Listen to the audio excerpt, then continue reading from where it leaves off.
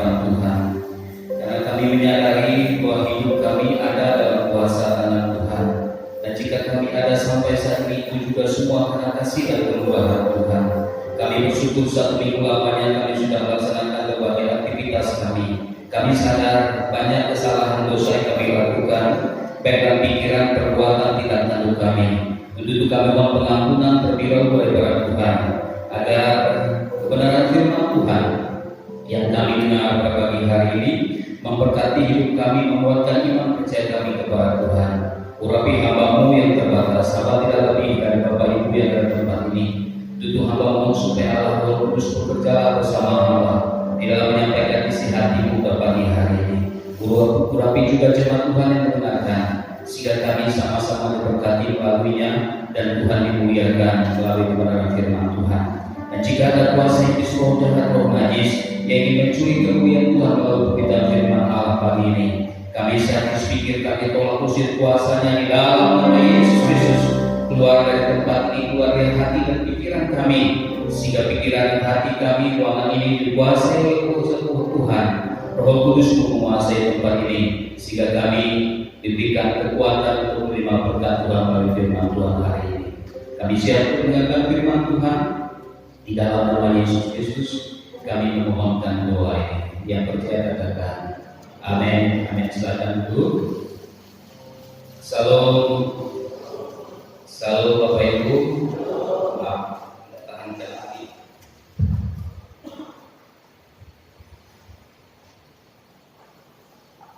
Puji Tuhan. Hari ini saya dipercayakan oleh Bapak Gembala menyampaikan firman Tuhan karena beliau saat ini juga ada pelayanan di daerah Jatim kemarin dalam rangka pelayanan Natal PPHTGD di Jatim daerah Garit. Kemudian nanti jam 10 Ibu Gembala Sida yang memberikan firman Tuhan. Bapak Ibu jemaat yang saya kasihkan Tuhan Yesus Kristus, kita warga Kalimantan Barat turut berduka cita karena peristiwa yang tragis kemarin. Kita sudah mendengar berita ada banyak warga kita dan juga ada guru, ada kepala sekolah yang turut ada di pesawat tersebut, dan ini musibah yang tanpa kita duga. Dan saya bersyukur anak saya Stefani bulan yang lalu ketika istri saya sakit dia pulang persis menaik pesawat SC182 yang jatuh kemarin. Saya bilang Tuhan itu selalu ada beserta kita. Amin. Dan ya, waktu Tuhan adalah waktu terbaik. Saya percaya Tuhan adalah yang melindungi kita, dan kita doakan ada banyak orang Kristen yang ada di dalamnya yang turut dalam korban. Mereka tidak mengalami sakit penyakit, tidak mengalami kesakitan, tapi keluarganya yang sangat sedih karena peristiwa tersebut. Jadi kita turut berduka cita, kita doakan keluarga yang tinggalkan dan diberikan penghiburan oleh Tuhan. Saat ini kita bersama-sama belajar firman Tuhan. Sengaja kita membaca firman Tuhan dalam Injil Matius pasal yang kelima ayat 17 sampai ayat yang ke-32. Injil Matius pasal 5 ayat 17 sampai dengan ayat yang ke-32. Lembaga Alkitab Indonesia memberikan tema Yesus dan Hukum Taurat. Saya membaca ayat yang ganjil, Bapak Ibu yang membawa kita baca ayat yang benar, kita baca secara silih berganti atau responsoria. Saya mulai membaca Injil Matius pasal 5 ayat 17 sampai 32. Janganlah kamu menyangka bahwa aku datang untuk meniadakan hukum Taurat atau kitab para nabi. Aku datang bukan untuk meniadakannya, melainkan untuk menggenapinya.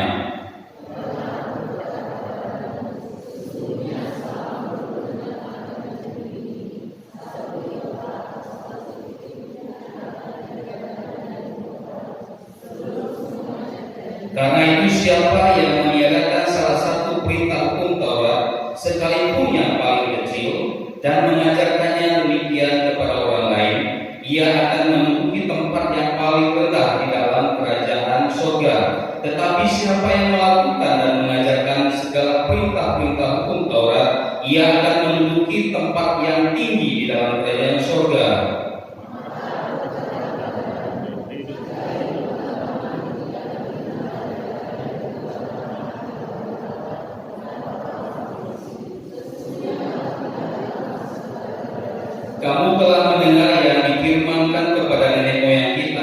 jangan membunuh. Siapa yang membunuh harus dihukum.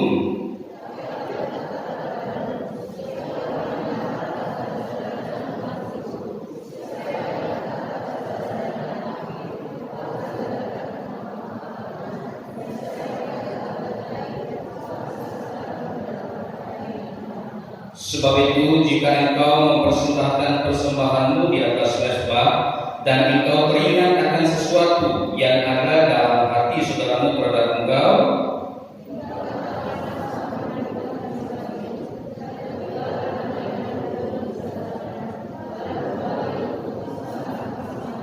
segeralah berdamai dengan lawanmu selama engkau bersama-sama dengan dia di tengah jalan, supaya lawanmu itu jangan menyerahkan engkau kepada hakim, dan hakim itu menyerahkan engkau kepada pembantunya, dan engkau dilemparkan ke dalam penjara.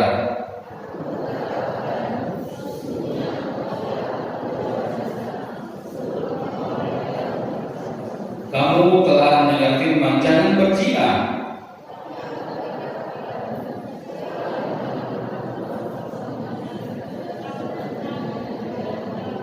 Maka jika matamu yang kanan menyesatkan engkau, cungkilah dan buanglah itu, karena lebih baik bagimu jika satu dari anggota tubuhmu binasa daripada tubuhmu dengan utuh dicampakkan ke dalam neraka.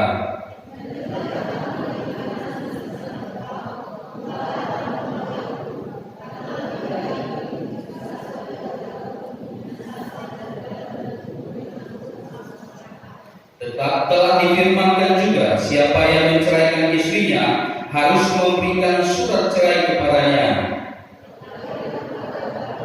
Setiap orang yang menceraikan istrinya kecuali karena zina, ia menjadikan istrinya berzina, dan setiap perempuan yang diceraikan ia berbuat zina. Katakan amin. Bapak Ibu jemaat yang saya kasih dalam Tuhan Yesus Kristus, jika kita melihat pada perikop ini, Yesus dan hukum Taurat. Yesus dikatakan dia tidak meniadakan hukum Taurat, tetapi dia menggenapi seluruh hukum Taurat tersebut. Bapak Ibu jemaat yang saya kasih dalam Tuhan Yesus, saya tidak membahas tentang hukum Taurat apa yang telah kita baca, namun saya memberikan beberapa hal yang menjadi dasar penopang kehidupan iman Kristen. Ada beberapa dasar-dasar penopang kehidupan iman Kristen berdasarkan ayat yang sudah kita baca pada pagi hari ini. Saudaraku yang saya kasih dalam Tuhan Yesus, kehidupan Kristen bisa digambarkan dengan sebuah perjalanan yang panjang. Jadi kehidupan kita ini digambarkan kita sedang berjalan dalam sebuah perjalanan yang sangat panjang. Nah, di tengah-tengah perjalanan tersebut ada banyak lika-liku dalam kehidupan kita. Ada banyak persoalan-persoalan masalah yang harus kita hadapi, dan itu tidak bisa kita hindari dari kehidupan kita. Itulah roda kehidupan kita. Bahkan orang bijaksana mengatakan kehidupan kita itu sama seperti roda yang berputar, kadang di atas, kadang di bawah. Ketika kita di atas, janganlah lengah. Ya, ketika hidup kita enak, hidup kita aman, kita bebas dari sakit penyakit, mungkin keuangan kita banyak, jangan pikir kita bisa bertahan terus di atas. Tetapi ingat, kita juga kadang-kadang bisa ada di bawah. Kita juga bisa mengalami sakit penyakit, kita juga bisa mengalami kekurangan keuangan, dan kita juga bisa mengalami hal-hal yang di luar batas pikiran kita manusia. Itulah kehidupan kita manusia. Bapak Ibu yang saya kasih dalam Tuhan Yesus, dalam perjalanan yang panjang tentu tidak mudah. Banyak sekali tantangan, bahkan banyak sekali anak-anak Tuhan yang meninggalkan Tuhan, yang tidak lagi mau percaya kepada Tuhan karena tantangan yang mereka hadapi. Mereka pikir itu dari Tuhan yang memberikannya. Saudara saya kasih dalam Tuhan Yesus Kristus, tidak sedikit kita melihat ada banyak orang yang meninggalkan Tuhan karena tidak sanggup untuk berjalan dalam kehidupan ini, tidak sanggup untuk mencapai tujuan yang mereka inginkan. Bahkan banyak yang meninggalkan Tuhan di tengah perjalanan. Hal ini juga yang dialami oleh bangsa Israel ketika mereka keluar dari tanah Mesir. Mereka sudah dituntun, diberkati, bahkan sudah melihat mujizat dilakukan Tuhan. Bahkan mereka juga disertai oleh Allah yang disebut Allah Immanuel. Tuhan menyertai mereka pada siang hari dengan tiang awan, pada malam hari dengan tiang api. Itu penyertaan Tuhan yang luar biasa terhadap umat Tuhan. Namun kita melihat tidak semua mereka yang disertai Tuhan itu, mereka bisa mengucap syukur berterima kasih akan kebaikan Tuhan. Bahkan banyak di antara mereka yang mati di padang belantara, tidak sampai kepada tanah perjanjian yang dijanjikan kepada bangsa Israel. Saudara yang saya kasih dalam Tuhan Yesus Kristus, saat ini juga kita sedang dalam perjalanan dalam kehidupan Tuhan yang kita, dalam kehidupan kita sehari-hari, dan kita juga menghadapi peristiwa yang tidak mudah ke depan. Terlebih saat ini kita berada di kondisi yang sangat memilukan, bukan hanya Indonesia, tetapi seluruh dunia. Pandemi COVID-19 belum berakhir. Sebenarnya saya kasih dalam Tuhan Yesus Kristus, saya mau katakan hanya orang yang mampu memelihara imannya, orang yang dekat dengan Tuhan, yang mampu berdiri tegak dalam menghadapi terpaan badai yang saat ini sedang terjadi. Nah, bagaimana cara kita? Apa yang harus kita lakukan? Dasar-dasar apakah yang akan menopang kehidupan iman kita supaya iman kita tetap kuat, supaya kita bisa berjalan bersama Tuhan, supaya kita tidak mundur dari iman kita? Ada beberapa hal yang menjadi perenungan kita pada pagi hari ini. Yang pertama, bagian pertama yang saya mau sampaikan kepada kita, dasar-dasar penopang kehidupan iman kita yang pertama. Mari kita baca ayat 20 sampai ayat yang ke-22. Ayat 20 sampai ayat yang ke-22. 1, 2, 3. Maka aku berkata kepadamu, jika hidup keagamaanmu tidak lebih benar daripada hidup keagamaan ahli-ahli Taurat dan orang-orang Farisi, sesungguhnya kamu tidak akan masuk ke dalam kerajaan surga. 21. Kamu telah dengar yang difirmankan kepada nenek moyang kita, jangan membunuh, siapa yang membunuh harus dihukum. 22. Tetapi aku berkata kepadamu, setiap orang yang marah terhadap saudaranya harus dihukum. Siapa yang berkata kepada saudaranya kafir harus dihadapkan ke mahkamah agama, dan siapa yang berkata jahil harus diserahkan ke dalam neraka yang menyala-nyala. Dasar penopang kehidupan iman yang pertama, yakni kita harus melihat atau memeriksa hidup keagamaan kita. Ayat yang ke-20 dikatakan, jika hidup keagamaanmu tidak lebih benar dari hidup keagamaan ahli-ahli Taurat dan orang Farisi. Saudara, yang pertama ini hidup keagamaan kita. Dalam bahasa Sanskerta, agama A itu artinya tidak, agama kacau. Berarti agama itu artinya tidak kacau. Jika kita yang sudah beragama, agama Kristen atau agama apapun, tapi kalau hidupnya masih kacau, itu jadi pertanyaan, sudah beragama atau tidak dia. Jadi agama itu artinya A, tidak, dan agama itu kacau, artinya tidak kacau. Jadi agama yang diciptakan oleh manusia itu supaya manusia itu tidak kacau balau dalam kehidupannya. Namun banyak kita melihat sekalipun dia sudah punya agama Kristen, tetapi hidupnya masih kacau balau. Atau agama apapun tapi hidupnya masih kacau balau. Bahkan agama yang membuat kacau balau. Surah ini yang pertama. Dan Yesus berkata pada waktu dia khotbah di bukit ini, di salah satu khotbahnya di bukit, dia katakan, jika hidup keagamaanmu tidak lebih dari orang Farisi atau ahli Taurat, kamu tidak akan masuk dalam kerajaan surga. Saudara, kita akan bandingkan kehidupan ahli Taurat dan orang Farisi. Bapak Ibu bisa membaca di sana bagaimana kehidupan mereka pada Matius pasal yang ke-23. Ahli Taurat dan orang Farisi. Farisi artinya Farisaios bahasa aslinya, orang yang mengasingkan diri, menganggap mereka itu lebih suci dan tidak mau bergaul dengan orang lain. Mereka yang manusia paling suci di bumi ini. Bahkan setiap hari mereka juga menggunakan jubah yang panjang, ada rumbai-rumbainya. Dan kalau mereka berdoa itu sengaja di tikungan jalan, dan doanya berteriak-teriak bukan untuk didengar oleh Tuhan tetapi didengar oleh manusia. Jadi secara keagamaan, secara ritual dikatakan mereka itu luar biasa. Dan kita dikatakan di situ, jika hidup keagamaanmu tidak lebih benar daripada hidup keagamaan ahli Taurat orang Farisi,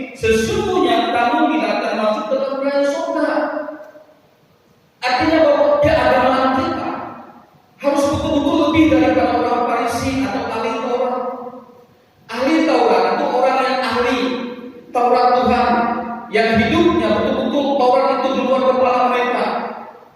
Dan kita dituntut lebih dari mereka. Pertanyaan saya, sudah berapa kali kita lunas atau membaca Alkitab dari Kejadian sampai Wahyu? Kita tidak bisa sama seperti ahli Taurat. Mungkin kita tidak bisa seperti para orang Farisi yang harus menggunakan jubah yang panjang. Bahkan mungkin kita tidak bisa seperti mereka, doanya panjang-panjang lebar di tikungan jalan. Kita tidak bisa seperti mereka. Tetapi di sini kita dituntut, yang Yesus sampaikan dalam khotbahnya di bukit, hidup kita harus lebih dari mereka. Artinya bahwa kehidupan agama kita itu lebih benar-benar dari mereka. Kalau mereka sudah luar biasa menjadi contoh menyimpangkan orang Israel pada saat itu karena kehidupan jasmani mereka, dan kita dituntut lebih daripada mereka. Bapak Ibu yang saya kasih dalam Tuhan Yesus Kristus, itu yang pertama. Jadi kita melalui ayat ini kita dituntut agar kehidupan keagamaan kita atau pengenalan kepada Tuhan kita Yesus Kristus itu sungguh-sungguh lebih dari para orang ahli Taurat dan orang-orang Farisi.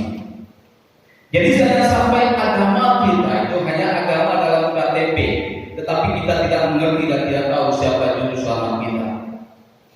Jangan sampai keagamaan kita hanya karena keturunan, karena nenek moyang kita orang Kristen dan kita juga orang Kristen, dan kita tidak tahu siapa Yesus dan juru selamat itu dalam kehidupan kita. Bapak Ibu jemaat yang saya kasih dalam Tuhan Yesus Kristus, itu artinya kita dituntut untuk lebih benar dari mereka. Jika perbuatan mereka itu menurut ukuran manusia itu benar, dan kita dituntut untuk lebih dari mereka lagi. Nah, saudara saya kasih dalam Tuhan Yesus Kristus, itu yang pertama, dasar penopang kehidupan kita, keagamaan kita, ya, pengenalan kita kepada Kristus Yesus.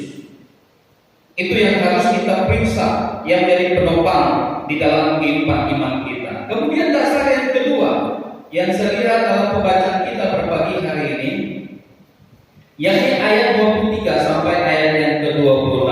Saya akan bacakan ayat ini dan Bapak Ibu bisa melihat menyimaknya dalam Alkitab masing-masing. Ayat yang ke-23 berbunyi demikian: sebab itu jika engkau mempersembahkan persembahanmu di atas mezbah, dan engkau teringat akan sesuatu yang ada dalam hati saudaramu terhadap engkau, tinggalkanlah persembahanmu di depan mezbah itu, dan pergilah berdamai dahulu dengan saudaramu, lalu kembali untuk mempersembahkan persembahan itu. 25. Segeralah berdamai dengan lawanmu selama engkau bersama-sama dengan dia di tengah jalan, supaya lawanmu itu jangan menyerahkan engkau kepada hakim, dan hakim itu menyerahkan engkau kepada pembantunya, dan engkau dilemparkan ke dalam penjara. Aku berkata kepadamu, sesungguhnya engkau tidak akan keluar dari sana sebelum engkau membayar hutangmu sampai lunas.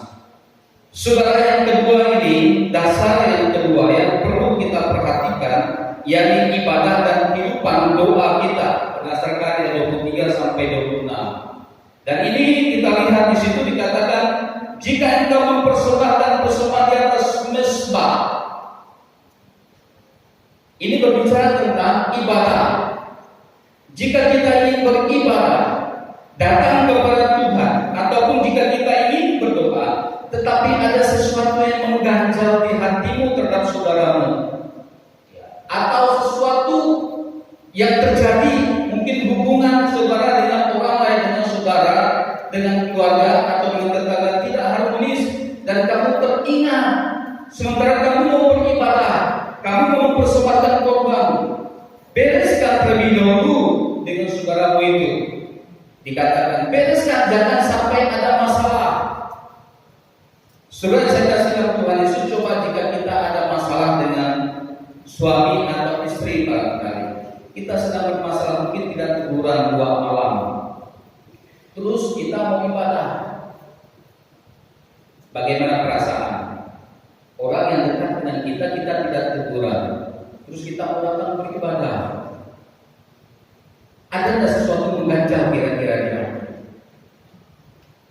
yang dimaksudkan oleh firman Tuhan. Kita bereskan terlebih dahulu dengan saudara kita. Tinggalkan persembahan itu di atas mezbah dan kamu berdamai terlebih dahulu dengan saudaramu itu.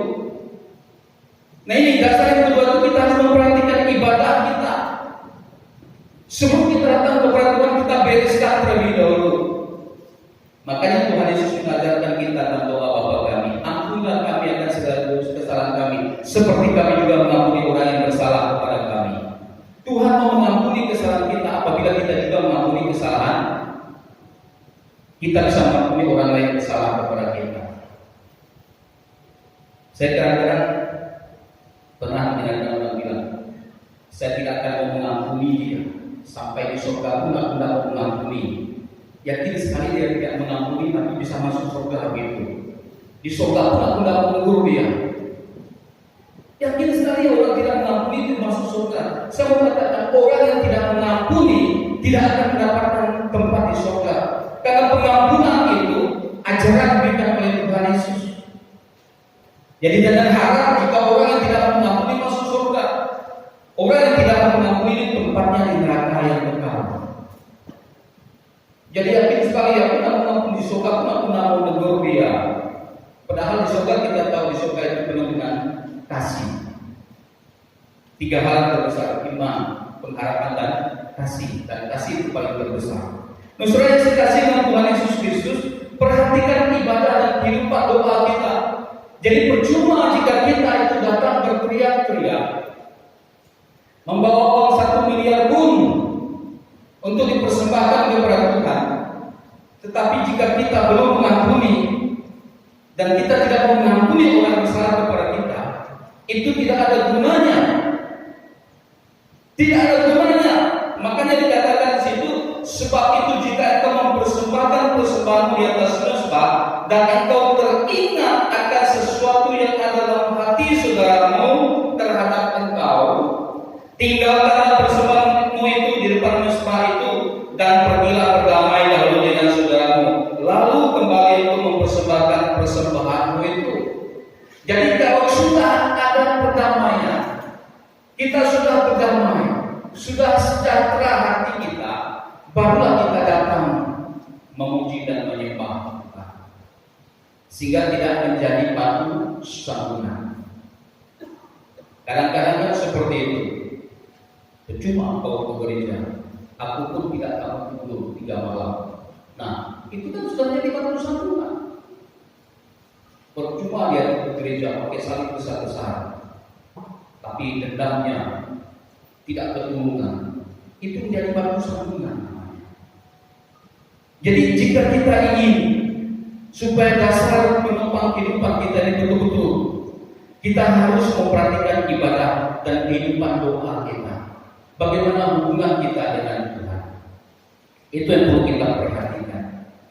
Ibadah yang Tuhan kehendaki, yang Tuhan kehendaki yang harus kita lakukan, yakni orang yang tidak ada simpan dendam, tidak ada simpan amarah dalam hatinya.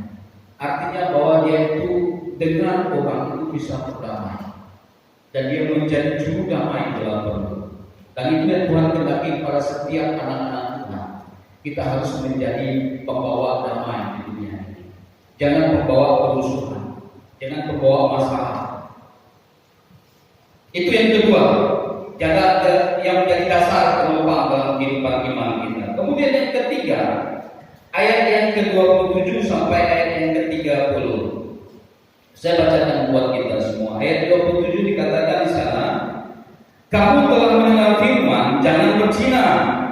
Tetapi aku berkata kepadamu, setiap orang yang memandang perempuan serta menginginkannya sudah berzina dengan dia di dalam hatinya.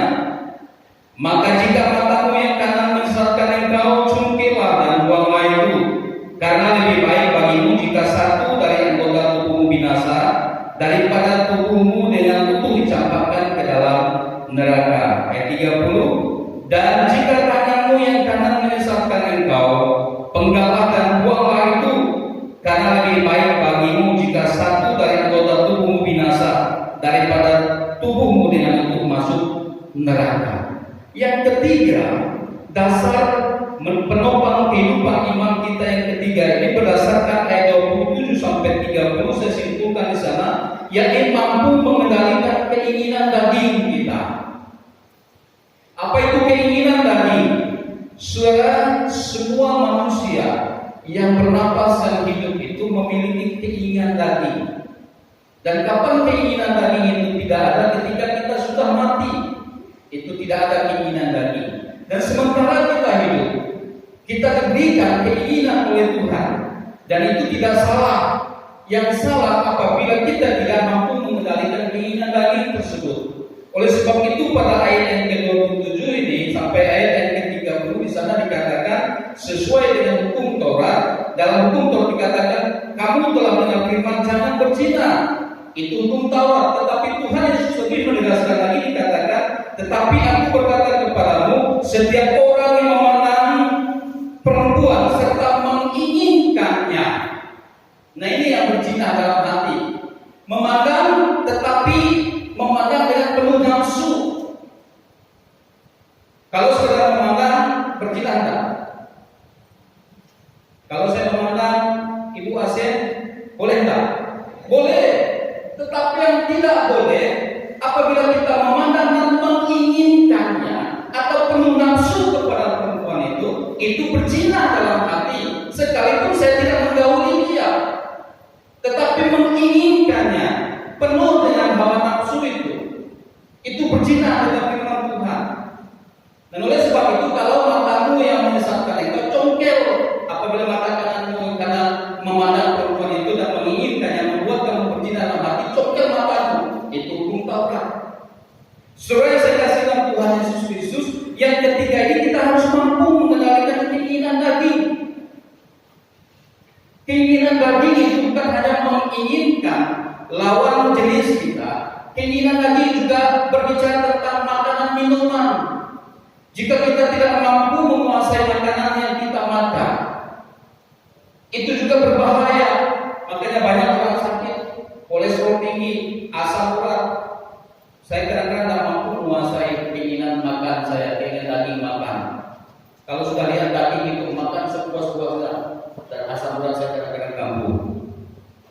Itu yang harus kita kendalikan keinginan itu. Apalagi keinginan mata banyak.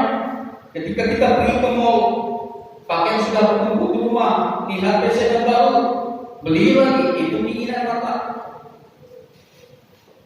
Pergi lewat Ukar, ada lelong di situ.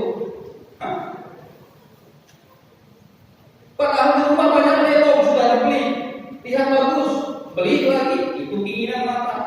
Kita harus mampu menguasai keinginan daging, keinginan mata tersebut. Tidak salah beli lelong, saya juga banyak lelong bagian saya. Karena di mall itu tidak ada yang pas dengan saya. Karena pakaian di mall itu rata-rata slim semua. Saya bilang kalian salah bikin baju slim semua. Orang yang badannya yang badannya ramping. Kalau perut besar jangan pakai slim, tidak ada yang cocok. Pasti di lelong banyak pakaian yang tidak slim. Jadi keinginan mata itu harus kita kendalikan, keinginan daging. Kita harus mampu menguasai. Saya katakan yang namanya keinginan daging itu ciptaan Tuhan. Tuhan memberikan kepada kita keinginan tersebut. Tetapi Tuhan juga memberikan hikmat kepada kita supaya kita bisa mampu mengendalikan keinginan daging tersebut. Cukup Tuhan memberikan satu Hawa kepada Adam. Tidak ada Hawa. Tetapi banyak sekarang orang menciptakannya sendiri. Sudah satu tambah dua. Belum meninggal tambah lagi. Nah itu yang disebut dengan keinginan daging. Makanya Tuhan Yesus katakan lebih keras lagi. Jadi perzinahan yang dimaksud dengan bukan hanya bersetubuh dengan perempuan tersebut, tetapi menginginkannya dalam hati tidak boleh. Itu sudah berzina dalam hati. Melihat perempuan, ya kan kadang-kadang perempuan juga bikin masalah juga. Sudah pakai rok seharusnya panjang dia pendek, udah pakai rok pendek setengah mati dia turunkan supaya bagaimana dia diturunkan lagi karena tak pendek tak bisa. Kemudian di belakangnya juga nampak semuanya. Dan itu berbahaya. Laki-laki mana yang bisa tutup mata? Ya kan? Nggak mungkin kalau kita di motor tuh lihat di depan tuh langsung melihat kecelakaan kita ya. Berdoa dalam hati, Tuhan kuatkan saya. Begitu saja ya. Ampuni saya, Tuhan ampuni dia yang pakai pakaian yang menggoda. Apalagi sekarang pakaiannya ketatnya minta ampun, jadi semua bentuk itu nampak. Itu menggoda. Jadi kita laki-laki ini harus mampu menguasai keinginan daging itu. Itu sudah berzina dalam hati jika kita menginginkan, dan apalagi ketika melihat bentuknya demikian dan kita menghayal bagaimana. Nah, sudah berzina dalam hati. Makanya banyak orang pakai kacamata hitam supaya tidak nampak ya terlihat. Untung saya tidak pakai kacamata hitam. Jadi kalau pakai kacamata hitam tidak ketahuan dia itu mendidik atau melihat. Padahal dia sedang mengamati. Saudara saya kasih dalam Tuhan Yesus, dasar penopang yang ketiga ini kita harus mampu menguasai keinginan daging kita. Apalagi kita hidup di akhir zaman ini, yang seringkali banyak sekali hal-hal yang bisa memgoyahkan iman kita. Bukan hanya dari segi fashion pakaian wanita, laki-laki juga punya pakaian yang bisa menggoda perempuan. Karena dunia sudah terbalik. Kalau dulu laki-laki goda perempuan, tapi sekarang perempuan banyak goda laki-laki. Ya, puji Tuhan di gereja tidak ada. Amin. Ya, sampai saat ini belum saya dengar beritanya, tapi jangan sampai ada seperti itu. Tetapi ini yang terjadi. Kalau Bapak Ibu mau membaca Alkitab, dikatakan pada akhir zaman nanti, ya, ini memang berbicara tentang gereja. Dikatakan perempuan itu akan mengambil, mereka berebut memilih satu laki-laki ada 2-3 orang. Tetapi itu berbicara tentang gereja. Dan kalau kita mengaplikasikan, itu juga berbicara tentang kehidupan keseharian. Dan nyatanya juga ada sekarang ini seperti itu. Nah, Bapak Ibu yang saya kasih dalam Tuhan Yesus, itu yang ketiga. Kemudian yang keempat, yang terakhir, apa yang menjadi dasar untuk agar iman kita tetap kokoh di dalam Tuhan. Yang keempat saya bacakan ayat yang ke-31 sampai 32. Firman Tuhan berkata demikian, telah difirmankan juga, siapa yang menceraikan istrinya harus memberi surat cerai kepadanya. Ini hukum Taurat. Tetapi Yesus berkata, tetapi aku berkata kepadamu, setiap orang yang menceraikan istrinya kecuali karena zina, ia menjadikan istrinya berzina. Dan siapa yang kawin dengan perempuan yang diceraikan, ia berbuat zina. Yang terakhir ini, yakni kita harus menjaga perjalanan pernikahan keluarga atau menjaga perjalanan perkawinan bagi yang sudah menikah, bagi yang belum menikah juga harus belajar. Ya, dikatakan di sini bahwa dalam Taurat dikatakan siapa menceraikan istrinya harus memberi surat cerai kepadanya. Tetapi Yesus menegaskan lebih tegas lagi, dikatakan, aku berkata kepadamu, setiap orang yang menceraikan istrinya kecuali karena zina, ia menjadikan istrinya berzina. Kemudian setiap orang yang kawin dengan perempuan yang diceraikan, ia berbuat zina. Dan ini firman Tuhan. Kapan dia tidak dikatakan berbuat zina? Ketika pasangan pertamanya sudah meninggal dunia, dia tidak dikatakan hidup dalam perzinahan. Tetapi sementara pasangan pertama masih hidup dan dia kawin dengan pasangan yang baru, dia tetap hidup dalam perzinahan, sekalipun mungkin dikukuhkan dalam pernikahan, ada surat nikah dari gereja, bahkan dari catatan sipil barangkali, dia dikatakan, Alkitab ini mengatakan dia tetap hidup dalam perzinahan. Dan ini yang terjadi akhir-akhir ini, Bapak Ibu yang saya kasih dalam Tuhan Yesus, angka perceraian semakin meningkat. kecuali juga orang-orang Kristen, anak-anak Tuhan yang sudah tahu firman Tuhan pun tidak luput yang dari namanya perzinahan ini. Dan Alkitab mengatakan Allah sangat membenci perceraian. Tetapi Allah tidak membenci orangnya, tetapi membenci perbuatannya. Saudara saya kasih dalam Tuhan Yesus, kita harus menjaga perjalanan pernikahan, perkawinan hidup keluarga kita, bahkan saudara kita. Jangan sampai terjadi perceraian. Karena apa yang disatukan oleh Allah tidak boleh diceraikan oleh manusia. Itu kata firman Tuhan. Makanya di dalam kekristenan tidak ada kantor urusan agama Kristen yang mengurus surat cerai. Bahkan gereja tidak pernah memberikan surat cerai kepada orang yang mau cerai. Tetapi agama lain ada, mereka bisa pergi ke KUA, kantor urusan agama, untuk membuat surat cerai di sana. Tetapi di dalam kekristenan tidak ada. Tidak ada. Alkitab mengatakan apa yang sudah disatukan oleh Allah tidak boleh diceraikan oleh manusia. Manusia itu juga bisa berbicara tentang lembaga. Apakah gereja atau pribadi yang membuat surat itu tidak ada. Dan oleh sebab itu Bapak Ibu yang saya kasih dalam Tuhan Yesus, harus kita pikirkan jika kita ingin berkeluarga, ingin mencari pasangan hidup, dipikirkan betul-betul. Apa risikonya ke depan? Apa yang harus saya buat? Jangan sampai sudah berkeluarga baru kita katakan saya tidak cocok lagi. Padahal awalnya cocok-cocokkan. Ya, kamu suka makan apa ya? Oh sama, saya juga suka makan, berarti kita sejodoh ya.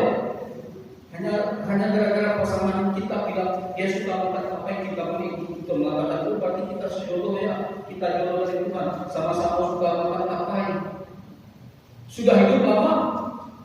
Mana ada dia suka makan apa yang gula, berarti dia juga bahasa kampungnya. Hanya untuk mendapatkan pasangan hidupnya, dia berbohong. Saudara saya kasih dalam Tuhan Yesus. Dan fenomena ini terjadi di akhir zaman. Kawin cerai terjadi. Dan Alkitab sudah menegaskan di sini dikatakan bahwa siapa yang kawin dan perempuan yang diceraikan dia berbuat zina. Bukan saya berkata demikian, itu firman Tuhan. Kapan dia tidak dikatakan berbuat zina? Apabila pasangannya yang pertama itu, baik itu laki atau perempuan, sudah dipanggil Tuhan, dia tidak disebut berbuat zina. Karena mengapa? Hukum atau ikatan janji setianya di hadapan Tuhan dengan pasangan pertama sudah tidak berlaku lagi. Karena dikatakan di sana sampai maut memisahkan kami berdua. Jadi apabila sudah dipisahkan dan maut, boleh dia kawin lagi, mencari pasangan baru, sah secara gereja, secara hukum. Dan dia tidak dikategorikan berzina.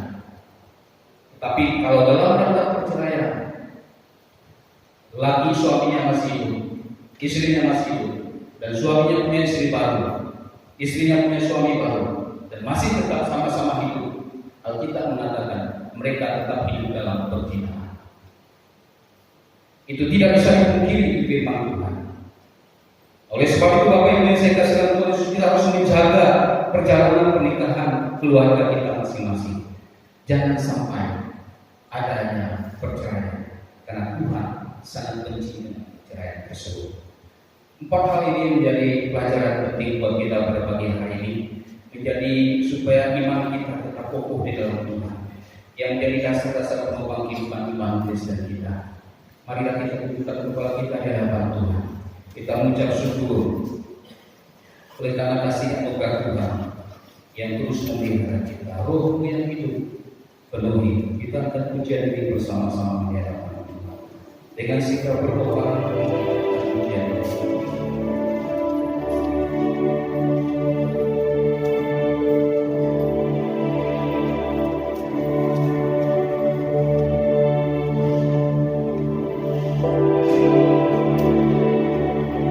Rohmu yang hidup penuhi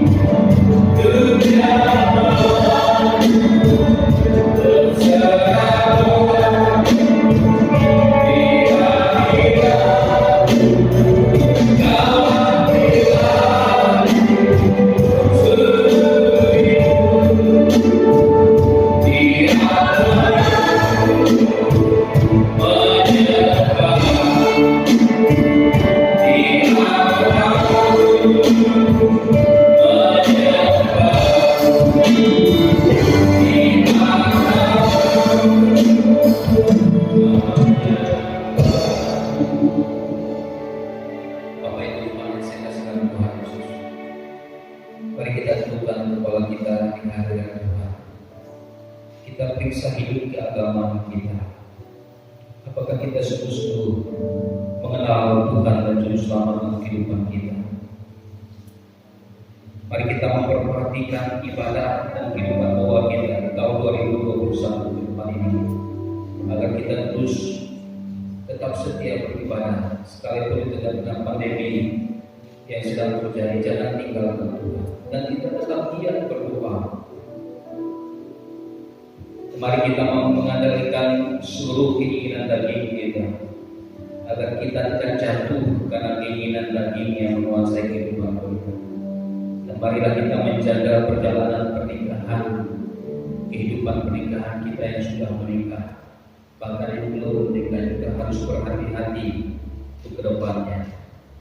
Firman Tuhan pagi ini mungkin sangat menyakitkan bagi kita semua yang sudah mendengarkan, mungkin tersinggung dengan firman Tuhan ini.